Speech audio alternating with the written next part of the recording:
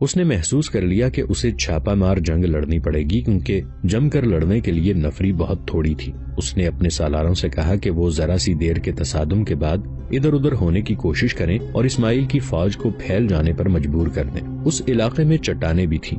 محمود نے ان سے فائدہ اٹھانے کے لیے سالاروں اور کمانداروں کو یہ چال بتا دی تھی کہ وہ دشمن کو اس طرح بکھیریں کہ اس کے جیش اور دستے چٹانوں کے درمیان بھی چلے جائیں اور ان کے درمیان چٹانیں آ جائیں۔ اس نے جنگ کو طول دینے کی ہدایت بھی دی۔ شب خون مارنے کے لیے حالات سازگار نہیں تھے کیونکہ دونوں طرف کی فوجیں دراصل ایک ہی فوج تھی۔ شب خون مارنے کی مہارت رکھتی تھیں اور اسے شب خون سے بچاؤ کے طریقے بھی آتے تھے۔ مثلا رات کو دونوں طرف کی خیمہ گاہوں کے اندر بھی اور باہر دور دور تک بڑی مشعلیں جلا کر جگہ جگہ رکھتی گئی تھی۔ اس کے علاوہ تیر انداز گھڑ سوار خیمہ گاہوں کے اندر گھوم پھر رہے تھے۔ محمود غزنوی خیمے سے نکلنے لگا تو اس کی ماں آ گئی۔ محمود دوڑ کر اس کے قدموں میں گر پڑا اور زارو قطار رویا۔ ماں نے اسے اٹھا کر گلے لگا لیا۔ میری عظیم ماں، محمود نے رندھیائی ہوئی آواز میں کہا، میرے باپ کی روح مجھ پر لعنت تو نہیں بھیجے گی؟ یہ پہلی لڑائی ہے جو میں ان کے بغیر لڑ رہا ہوں، اور وہ بھی اپنے بھائی کے خلاف۔ مجھے بخش دو ماں، میں اب بھی تلوار نیام میں ڈال لوں گا۔ میں نہیں لڑنا چاہتا۔ آنے والی نسلیں کہیں گی کہ سفکتگین کے بیٹے سلطانی کے تخت پر لڑ مر رہے تھے۔ اب کچھ بھی نہ سوچو، ماں نے کہا۔ خون میلے ہو جائیں تو آنکھوں میں بھی میل آ جاتی ہے۔ تمہارے بھائی کے خون میں لالچ اور ہوس کی میل آ گئی ہے۔ اب کچھ نہ سوچو، ذہن سے وہم اور وسوسے نکال دو۔ اب اس فیصلے پر قائم رہو جو ہم کر چکے ہیں۔ میں ساری رات خدا کے حضور سجدے کرتی رہی ہوں۔ جا میرے بیٹے، میں تمہیں خدا کے سپرد کرتی ہوں۔ میری دعائیں تمہارے ساتھ ہیں۔ وقائع نگاروں کی تحریروں کے مطابق حملے میں پہل اسماعیل نے کی۔ اس نے تعداد کی افراد کے بلبوتے پر یلغار کے انداز سے آمنے سامنے کا حملہ کیا۔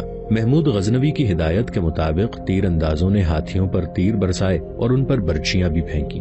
دشمن کو ہاتھیوں پر بہت بھروسہ تھا، لیکن اس کے سالاروں کو اندازہ نہیں تھا کہ ہاتھی اپنی دہشت، طاقت اور جسامت کے باوجود کچھ کمزوریاں بھی رکھتے ہیں۔ محمود نے اسی لیے ہاتھیوں کو زخمی کرنے کو کہا۔ ان میں سے جو ہاتھی زخمی ہوئے وہ اپنی فوج کے لیے مصیبت بن گئے۔ ان کی چنگاڑ سے گھوڑے بھی بدکنے لگے۔ محمود غزنوی بلندی سے دیکھ رہا تھا۔ اس کے سپاہیوں نے بیشتر ہاتھیوں کو بیکار کر دیا تھا، مگر یہ کافی نہیں تھا۔ اسماعیل کے حملہ آور دستوں نے ہاتھیوں کے نقصان کی پرواہ نہ کی۔ ان کی یلغار بڑی تیز تھی۔ محمود کی ہدایت کے مطابق اس کے دستے جم کر لڑنے کی بجائے ادھر ادھر ہونے لگے، مگر دشمن کا دباؤ اتنا زیادہ تھا کہ محمود کی چال کامیاب ہوتی نظر نہیں آتی تھی۔ وہ اپنے سپاہیوں کو پستہ دیکھ رہا تھا۔ ایک فرانسیسی مورخ ڈی ہیبلوٹ لکھتا ہے کہ محمود غزنوی کو اپنی شکست یقینی نظر آ رہی تھی۔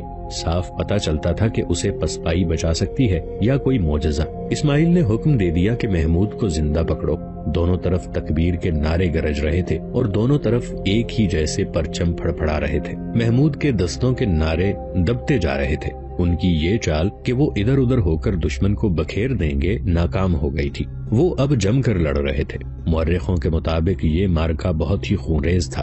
دونوں فوجیں قہر اور غضب سے لڑ رہی تھیں، مگر محمود غزنوی کے دستوں کا بہت جلدی ختم ہونا یقینی تھا۔ اپنے ان دستوں کو بچانے کے لیے محمود نے دشمن کے دونوں پہلوؤں پر حملہ کرا دیا، لیکن اس انداز سے کہ دستے حملے کر کے دائیں اور بائیں کو نکلنے کی کوشش کریں۔ یہ چال اس لحاظ سے کامیاب رہی کہ اسماعیل کی فوج پہلوؤں کی طرف پھیلنے لگی۔ محمود کے دستوں نے یہی طریقہ اختیار کر لیا کہ وہ گھوم پھر کر حملہ کرتے اور پہلوؤں کی طرف نکل جاتے۔ محمود نے اپنے ان دستوں کے لیے جو آمنے سامنے کے تصادم میں الجھ گئے تھے یہ حکم دیا کہ وہ پیچھے ہٹنے کی کوشش کریں۔ اس کوشش میں ان کا نقصان ہوا تھا، لیکن جو عسکری نکل سکے وہ نکل آئے۔ سورج غروب ہونے میں تھوڑی سی دیر باقی تھی۔ محمود غزنوی نے پہلے تو سوچا کہ وہ جنگ کو طول دے گا، لیکن اس نے دیکھا کہ اسماعیل کی فوج اس کی مرضی کے مطابق بکھر رہی ہے، تو اس نے شام سے پہلے معرکے کا فیصلہ کر دینے کا تہیہ کر لیا۔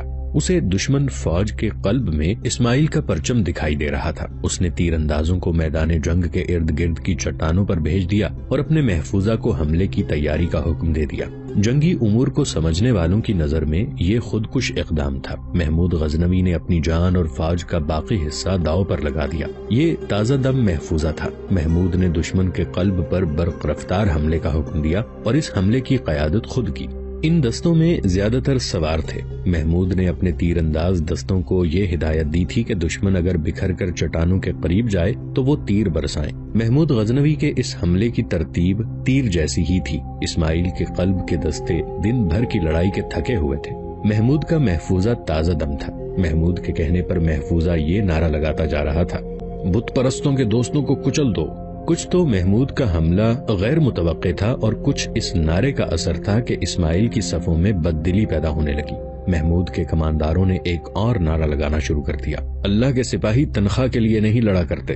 اسماعیل کے سالاروں نے قلب کو بچانے کے لیے پہلوؤں سے کمک لینے کی کوشش کی تاکہ محمود کے محفوظہ کو گھیرے میں لیا جا سکے، مگر محمود کے پہلوؤں والے دستے نے ضرب لگاؤ اور بھاگو کے انداز کے چھاپا مار حملوں سے دشمن کے پہلوؤں کو ایسا الجھایا کہ وہاں سے کمک نہ جا سکی۔ محمود غزنوی کا قہر ایک تاریخی حقیقت ہے۔ متعدد مورخوں نے لکھا ہے کہ وہ جب دشمن پر سامنے سے حملہ کیا کرتا تھا تو اس میں اتنا قہر ہوتا تھا جو دشمن پر دہشت طاری کر دیا کرتا تھا۔ اسماعیل کے قلب پر حملے میں محمود کا قہر اس کے اپنے قابو میں نہیں آ رہا تھا۔ مارکا یہ بھی شدید اور خونریز تھا۔ محمود کی نظر اسماعیل کے جھنڈے پر تھی۔ یہ جھنڈا غائب ہو گیا، اس کا مطلب یہ تھا کہ اسماعیل زخمی ہو گیا ہے یا مارا گیا ہے۔ جھنڈا فوجوں کے جذبے کو قائم رکھا کرتا تھا۔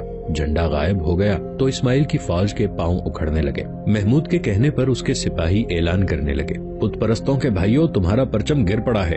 ابھی سورج غروب نہیں ہوا تھا کہ مارکے کا پانسا پلٹ گیا۔ اسماعیل کی فوج کی مرکزیت ختم ہو چکی تھی۔ دستوں کو جس طرح تقسیم کیا گیا تھا وہ ترتیب گڈمڈ ہو گئی۔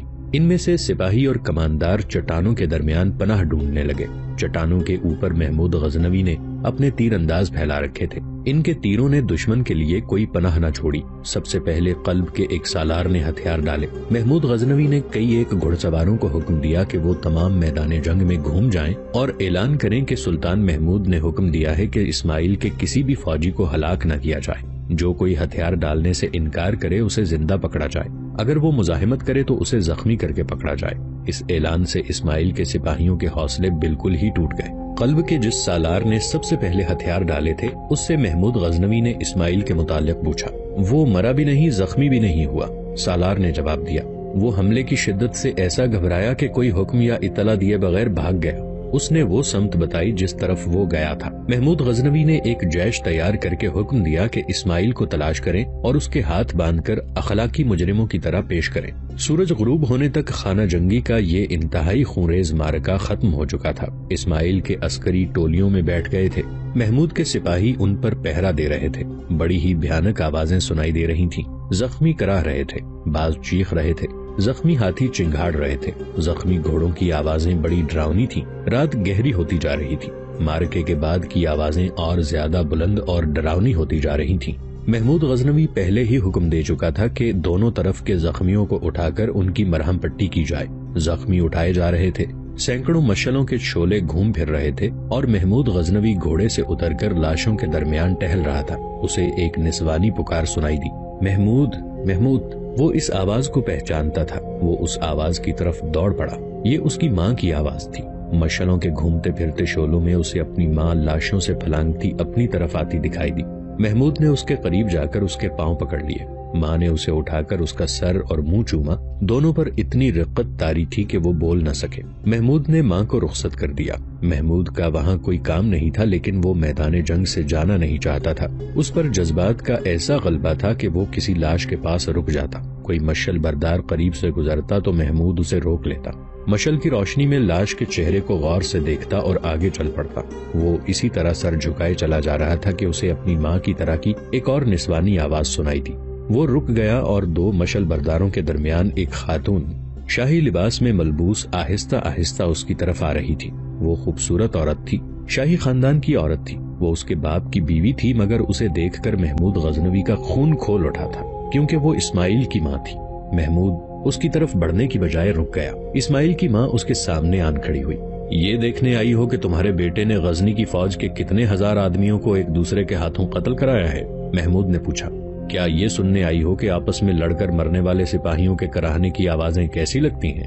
میں کچھ بھی نہیں دیکھنے آئی، اسماعیل کی ماں نے روتے ہوئے کہا۔ میں کچھ سننے نہیں آئی، میں اپنے بیٹے کی جاں بخشی کی التجا لے کر آئی ہوں۔ کہاں ہے تمہارا بیٹا؟ محمود نے کہا۔ میں نے اسے دیکھا ہی نہیں، وہ اپنے خیمے میں ہے، ماں نے جواب دیا۔ بھاگ نکلنے کے راستے بند ہو چکے ہیں، وہ اکیلا ہے، سب اس کا ساتھ چھوڑ گئے ہیں۔ کیا وہ بھی اس کا ساتھ چھوڑ گئے ہیں جنہیں خوشامد کی بدولت تمہارے بیٹے نے کماندار سے سالار بنایا تھا؟ محمود نے پوچھا۔ وہ فقیر بھی اسے تنہا چھوڑ گئے ہیں جنہیں تمہارے بیٹے نے امیر اور وزیر بنا لیا تھا؟ ذل الہی اور سلطان عالی مقام کہلانا آسان ہے، لیکن ذل الہی اور سلطان عالی مقام بن کر دکھانا بڑا ہی مشکل ہے۔ محمود، اسماعیل کی ماں نے التجا کے لہجے میں کہا، تمہیں حق پہنچتا ہے کہ جو الٹی سیدھی زبان پر آئے کہہ دو۔ میں اپنے بیٹے کی زندگی کی بھیک مانگنے آئی ہوں۔ اگر تم میری جگہ ہوتی تو کیا اپنے اسماعیل کو اتنے انسانوں کا خون بخش دیتی؟ محمود نے کہا، اپنے پاپوش دیکھو اور اپنے آپ سے پوچھو کہ جن کے خون سے تمہارے پاؤں لتھڑ گئے ہیں اور جن کے خون کے چھینٹے تمہارے ٹخنوں کے اوپر تک جا پڑے ہیں، وہ کون تھے؟ تم ایک سلطان کی بیوہ ہو، سلطان کی بیوی، بیوہ، قوم کا ہر فرد اور سپاہی اس کا اپنا بچہ ہوتا ہے۔ کیا یہ تمہارے بیٹے نہیں تھے جن کے خون سے پھسلتی اور جن کی لاشوں سے ٹھوکریں کھاتی تم مجھ سے اپنے بیٹے کی زندگی کی بھیک مانگنے آئی ہو؟ قوم اور فوج کے خون کے ساتھ کھیلنے والے حکمران اسی انجام کو پہنچتے ہیں جس تک تمہارا بیٹا پہنچ چکا ہے۔ کل کا سلطان آج کا مفرور اور مجرم ہے۔ محمود، میں تمہاری ماں تو نہیں، تمہارے مرحوم باپ کی بیوہ ہوں۔ اسماعیل کی ماں نے کہا، اپنے باپ کی روح کی خاطر مجھے میرا بچہ دے دو، میں اس سلطنت سے نکل جاؤں گی۔ تمہارے باپ کو میرے ساتھ اتنی ہی محبت تھی جتنی تمہاری ماں سے تھی، اور تم نے اس محبت سے یہ فائدہ اٹھایا کہ اپنی خاوند کو اس کی نزا کے عالم میں دھوکہ دیا اور اپنے اس بیٹے کو سلطنت کا بادشاہ بنوا لیا جس نے سلطنت کو ڈبونے کا اہتمام کر دیا۔ تم اس قوم کی ماں ہو جس کی مائیں میری ماں کی طرح اپنے بیٹوں کو جوان کر کے محاذ کو رخصت کیا کرتی تھی۔ تم نے اپنے بیٹے کو تخت پر بٹھا کر اس کے سر پر تاج رکھا، تم نے اسے مجرم بنایا۔ محمود غزنوی نے اپنے پاس کھڑے 2 عہدیداروں سے کہا، اس خاتون کے ساتھ جاؤ اور اس کے بیٹے کو میرے سامنے لے آؤ۔ اس وقت اسماعیل اپنے خیمے میں سر جھکائے بیٹھا تھا۔ اس نے جب خیمے میں 2 عہدیداروں کو داخل ہوتے دیکھا تو وہ اٹھا اور سر تاپا کانپنے لگا۔ اس نے ان عہدیداروں سے کہا کہ وہ اسے فرار کرا دیں تو وہ انہیں منہ مانگا انعام دے گا۔ عہدیداروں نے کوئی جواب دیے بغیر اپنے سپاہیوں کو حکم دیا کہ اسے پکڑ کر سلطان کے پاس لے چلو۔ وہ خود ہی ان کے ساتھ چل پڑا۔ اس کی ماں اس کے پیچھے پیچھے آئی۔ اسے جب محمود غزنوی کے سامنے کھڑا کیا گیا تو محمود نے اسے سر سے پاؤں تک دیکھا اور کہا، تمہاری ماں نے مجھ سے تمہاری زندگی کی بھیک مانگی ہے، میں ایک ماں کی استدعا قبول کرتا ہوں، تمہیں زندہ رہنے دوں گا۔ مشہور مورخ محمد قاسم فرشتہ لکھتا ہے، محمود غزنوی نے اسماعیل سے پوچھا، اگر فتح تمہاری ہوتی اور میں تمہارا قیدی ہوتا تو تم میرے ساتھ کیا سلوک کرتے؟ اسماعیل نے جواب دیا، میں تمہیں عمر بھر کے لیے قید میں ڈال دیتا اور آزادی کے سوا تمہیں زندگی کی ہر آسائش دیتا۔ محمود غزنوی نے کہا، اور میں تمہارے ساتھ اس سے برا سلوک نہیں کروں گا، تم ساری عمر کے لیے جز جان کے قلعے میں قید رہو گے جہاں آزادی کے سوا تمہیں زندگی کی ہر آسائش اور سہولت مہیا کی جائے گی، اپنی ماں کو اپنے ساتھ لے جا سکتے ہو۔ اسماعیل نے باقی عمر اپنی ماں کے ساتھ اس قلعے میں گزار دی۔ ایک بہت بڑا خطرہ ٹل گیا تھا۔ اس وقت جب سلطان غزنی میں ایک اور خانہ جنگی لڑی جا چکی تھی اور غزنی کی بہترین فوج کی خاصی نفری تباہ و برباد ہو گئی تھی، لاہور میں راجہ جے پال تک یہ اطلاع پہنچی کہ سلطان سبکتگین مر گیا ہے۔ اس نے اپنے جرنیلوں کو بلایا اور انہیں خوشی میں یہ خبر سنائی کہ اب وہ غزنی کو آسانی سے فتح کر لیں گے کیونکہ سبکتگین مر گیا ہے۔ کیا ہماری فوج حملے کے لیے تیار ہے؟ راجہ جے پال نے پوچھا۔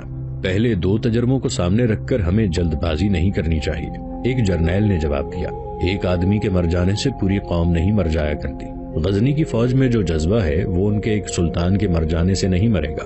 ہماری فوج پیش قدمی کے لیے تو تیار ہے، لیکن اس میں ابھی لڑنے کا وہ جذبہ پیدا نہیں ہوا جو مسلمانوں میں ہے۔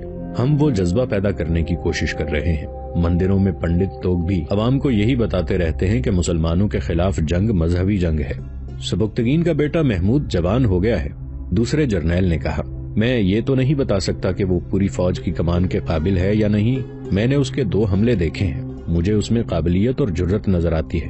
ہمیں یہ معلوم کر لینا چاہیے کہ وہ کس حد تک قابل ہے۔ یہ میں یہی معلوم کر لوں گا، راجہ جے پال نے کہا۔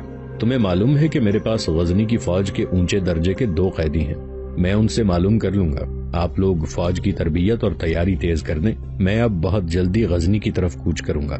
سبکتگین کا کوئی بھی بیٹا اس جتنا قابل جرنیل نہیں ہو سکتا۔ مجھے امید ہے کہ اب ہم 2 شکستوں کا انتقام لے کر سبکتگین کی سلطنت پر قبضہ کر سکیں گے۔ میں ایک لڑکی کی جان کی قربانی بھی دے رہا ہوں۔ پنڈتوں نے لڑکی حاصل کر لی ہے، اسے خاص غسل کے بعد قربان کیا جائے گا۔ راجہ جے پال نے غزنی کے جن 2 قیدیوں کا ذکر کیا تھا وہ نظام اوریزی اور قاسم خلجی تھے۔ آپ نے اس داستان کی پچھلی قسط میں یہ جانا کہ راجہ جے پال ان سے پوچھ رہا تھا کہ غزنی کی فوج کی کامیابی کا کیا راز ہے۔ ان دونوں نے اسے تاثر دے رکھا تھا کہ یہ ایک گہرا راز ہے جو وہ نہیں بتائیں گے۔ راجہ جے پال نے انہیں راج محل کے ساتھ ایک کمرہ دے رکھا تھا جہاں ایک مسلمان ملازم انہیں کھانا کھلاتا تھا۔ یہ مسلمان غزنی کا جاسوس تھا۔ وہ خوبرو اور ذہنی اور جسمانی لحاظ سے تیز ترار تھا۔ اس کمرے کے ارد گرد پہرا تھا۔ راجہ جے پال کو دوسری شکست نے دیوانہ بنا رکھا تھا۔ وہ غزنی پر ایک اور حملے کے لیے فوج کی نئی بھرتی اور تیاری میں اتنا مصروف تھا کہ غزنی کے ان 2 قیدیوں کی طرف توجہ نہ دے سکا۔ یہ مسلمان ملازم جس کا نام بلازری تھا انہیں کہہ رہا تھا کہ وہ راجہ کو کوئی جھوٹ موٹ کا راز بتا دے ورنہ وہ انہیں قید خانے میں ڈال کر بڑی ہی بھیانک اذیتیں دے گا۔ بلازری کا مقصد یہ تھا کہ یہ دونوں راجہ پر اپنا اعتماد پیدا کر لیں تو ان کے فرار کی صورت پیدا ہو سکتی ہے۔ راجہ کو اعتماد میں لینے سے یہ بھی فائدہ اٹھایا جا سکتا تھا کہ اس سے یہ معلوم کر لیا جاتا کہ وہ کب تک غزنی پر حملہ کر رہا ہے اور اب کس طرف سے حملہ کرے گا۔ پشاور کے علاوہ کوئی اور راستہ بھی ہو سکتا تھا۔ اب راجہ تمہیں بلائے تو اسے دھوکہ دو۔ عمران بلازری نے ایک روز انہیں کہا، میں نے تمہیں چھپانے کا انتظام کر لیا ہے، تمہیں یہاں سے جلدی نکالنا ہوگا، ہو سکتا ہے میں یہاں سے غائب ہو جاؤں۔ تم کہاں جاؤ گے؟ ایک فرض تو سلطنت کی طرف سے مجھ پر عائد ہے جو مجھے پورا کرنا ہے اور کرتا رہتا ہوں۔ بلازری نے کہا، مگر میں انسان بھی ہوں، میرے جذبات بھی ہیں، مجھ پر ایک اور فرض آن پڑا ہے، میں تم دونوں سے کچھ چھپاؤں گا نہیں، ہمیں ایک دوسرے کی مدد کرنی ہے۔ پنڈتوں نے راجہ جے پال کو بتایا تھا کہ وہ ایک کنواری لڑکی کی قربانی دے تو اسے فتح ہوگی۔ یہ قوم وحشی ہے اور بربریت پسند کسی عورت کا خامد مر جائے تو اس کی بیوہ کو اس کی لاش کے ساتھ زندہ جلا دیتے ہیں۔ یہ لوگ انسانی قربانی سے بھی گریز نہیں کرتے۔ پنڈت کو کسی خاص شکل، رنگ اور عمر کی بڑی خوبصورت کنواری لڑکی مل گئی ہے، اسے وہ کسی مندر میں لے گئے ہیں، اسے قربانی کے لیے تیار کیا جائے گا۔ مجھے اس لڑکی کو بچانا ہے۔ اس سے ہمیں کیا فائدہ پہنچے گا؟ نظام اوریزی نے پوچھا۔ یہ کافر اپنی تمام لڑکیوں کو اپنے بتوں کے آگے قربان کر دیں، ہمیں اس سے کیا؟ یہ لڑکی مجھے اس قدر چاہتی ہے کہ میرے ساتھ چلنے کو تیار تھی۔ عمران بلازری نے کہا، وہ اسلام قبول کرنے کا بھی فیصلہ کر چکی تھی۔ میں اسے کبھی کا لے جاتا لیکن جاسوس کی حیثیت سے میرا فرض مجھے یہاں سے نکلنے نہیں دے رہا۔ میں یہاں سے کوئی کام کی اطلاع یا راجہ جے پال کے آئندہ عزائم کی صحیح خبر لے کر غزنی کو روانہ ہونا چاہتا تھا۔ لڑکی جب مجھے ملتی تو یہی کہتی کہ میں اسے غزنی لے چلوں، اتنے میں تم دونوں آ گئے۔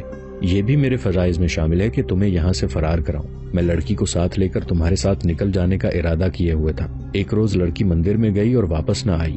مجھے پتا چل گیا کہ پنڈتوں نے اسے قربانی کے لیے منتخب کیا ہے۔ مجھے یہ بھی معلوم ہو گیا ہے کہ قربانی دینے میں بھی ابھی بہت دن ہے۔ مجھے مجرم کہہ لو، جو جی میں آئے کہہ لو، لیکن میں ڈرتا ہوں کہ محبت فرض پر غالب آ جائے گی۔ تم راجہ کو اعتماد میں لو اور یہاں سے نکلو۔ میں تمہیں کچھ دن چھپائے رکھوں گا، پھر لاہور سے نکال لوں گا۔ تم ہم سے جلدی فارغ ہو جانا چاہتے ہو؟ قاسم بلخ نے کہا۔ ہاں، بلازری نے جواب دیا، بہت جلدی، مجھے راتوں کو نیند نہیں آتی۔ اس سے 1-2 روز بعد انہیں راجہ جے پال نے بلا لیا۔ کیا تم میرے سوال کا جواب دینے کے لیے تیار ہو؟ راجہ نے کہا، مجھے امید ہے کہ تم اپنے آپ کا رحم کرو گے۔ ہاں مہاراج، نظام اوریزی نے کہا، آپ نے ہمارے ساتھ جو اچھا سلوک کیا ہے اس کے عوض ہم آپ کو ہر سوال کا جواب دیں گے۔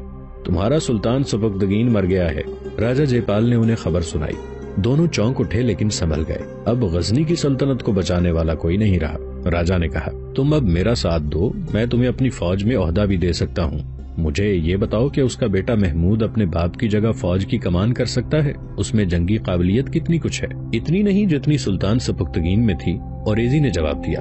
میدان جنگ میں وہ اپنی مخصوص چالیں چلتا ہے۔ اگر آپ کو یہ چالیں بتا دی جائیں تو آپ اسے آسانی سے شکست دے سکتے ہیں۔ آپ کو دوسری شکست محمود کی چالوں نے ہی دی ہے۔ ان دونوں نے راجہ جے پال کو محمود کی چالیں بتانا شروع کر دی۔ ان کا حقیقت کے ساتھ کوئی تعلق نہیں تھا۔ راجہ نے اپنے جرنیلوں کو بلا لیا اور اوریزی اور بلخی انہیں چالیں سمجھانے لگے۔ ہم آپ کو عملی طور پر بھی یہ چالیں سمجھائیں گے، قاسم بلخی نے کہا، لیکن ہم قیدی بن کر آپ کو ان چالوں کی عملی شکل نہیں بتائیں گے۔ راجہ جے پال نے اسی وقت حکم دیا کہ ان کے کمرے سے پہرا ہٹا دیا جائے۔ پہرا ہٹا دیا گیا۔